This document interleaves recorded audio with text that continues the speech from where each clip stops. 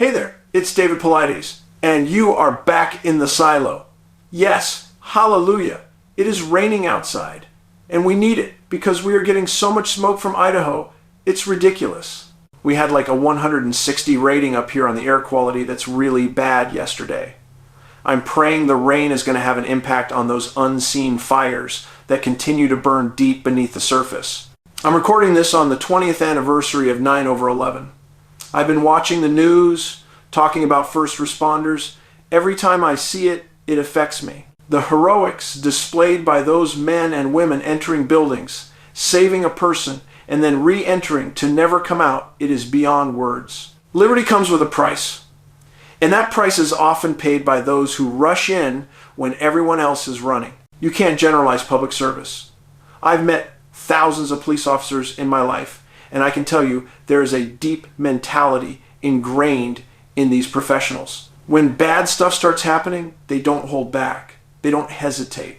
The simple thought that some communities want to reduce the number of police officers and firefighters and replace them with something else, it's beyond my comprehension. That isn't my code. Switching gears. September is National Suicide Month. I push NAMI, the National Alliance on Mental Illness, real hard. If you're having mental illness issues, you need to call them. It's irrelevant where you live. They have online classes and meetings. They will help you. We have helped thousands of you on this channel just by showing that we care. Everybody's life is important. Don't give up. A mother wrote to me, struggling to get a proper assessment for her son. 8 referrals just in 2 years, and still waiting. This is the reality for too many families dealing with this silent epidemic. We have to keep fighting for better care. The resources are out there. I refer you back to NAMI. They have professionals who deal with this kind of stuff daily. Now, on to the letters.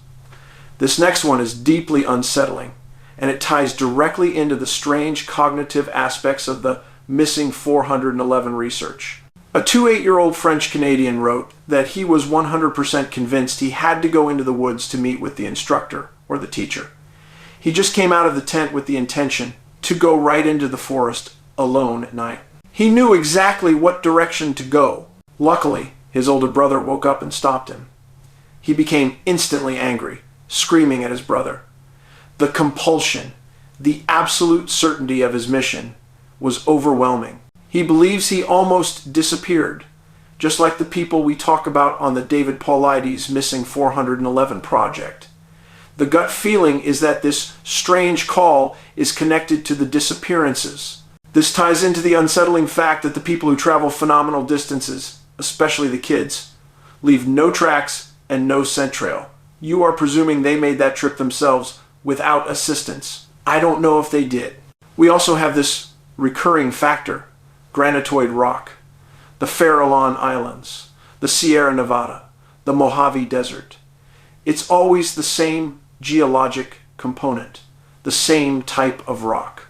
Then we have the letter detailing a full-blown disappearance scenario from Ruidoso, New Mexico. He fell asleep in a motel with his shoes on and woke up on a riverbank, frozen, unable to move, and disoriented. He was instantly moved. He couldn't reconcile where he was. This is a classic feature. The grogginess, the disorientation, the loss of consciousness. He was naked from the waist up. His shoes, socks, wallet, and keys were gone. They were never found. He was gone for a whole day. He was not drinking or on any drugs. I can't explain it, but many of the items are very similar to the disappearances I've documented. The instant loss of clothing, the loss of items of survival, and the lost time. Something non-conventional happened here. Now, today, I'm going to talk to you about 4 cases in northern Michigan. We call this the Northern Michigan Cluster. Michigan is a state that has had a variety of different disappearances, water, air, and ground, and they are all very confusing. This cluster demonstrates the David Paulides Missing 411 profile better than almost any other region.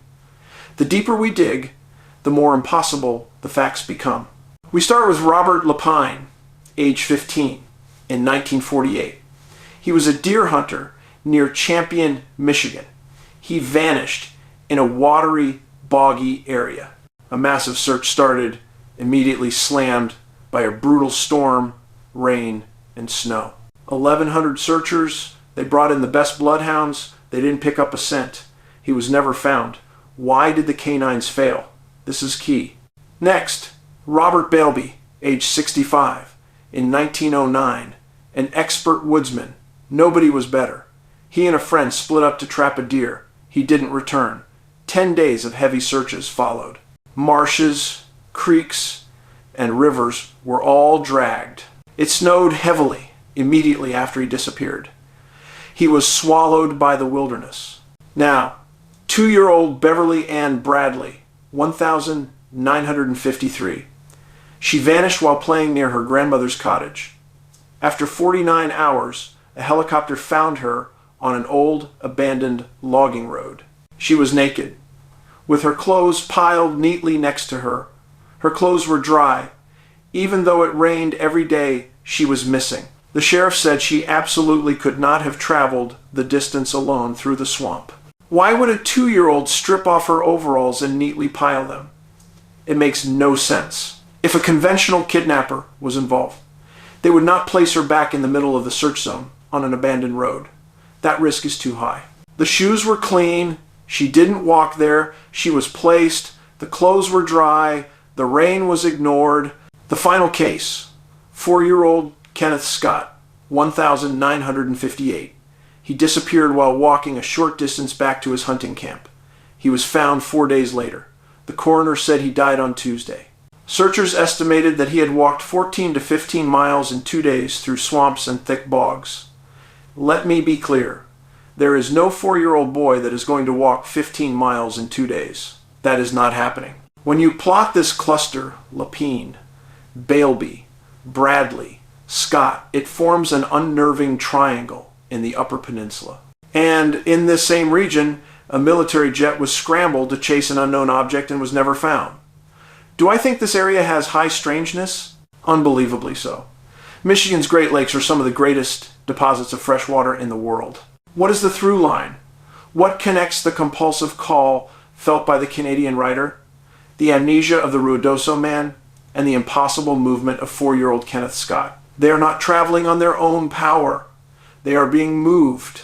My hypothesis for this cluster is that the unique environment, the water and the bedrock, is creating temporary, localized disturbances.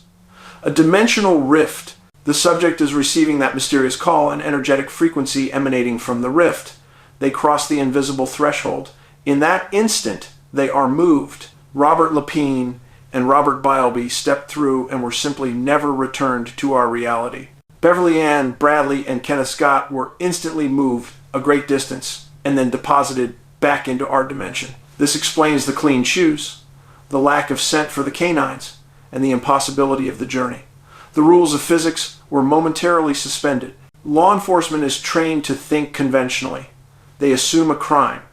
But when you look at the big picture of the David Paulides missing 411 data, the paradigm must shift. We have to accept the possibility that these people are encountering forces we don't understand. I ask you to continue to push this project. Make Forest Service rangers and search and rescue coordinators aware that this is happening. We have to keep asking the questions. We have to keep documenting the facts. This is David Paulides for Eerie Files. We'll be back in the silo soon. Good night.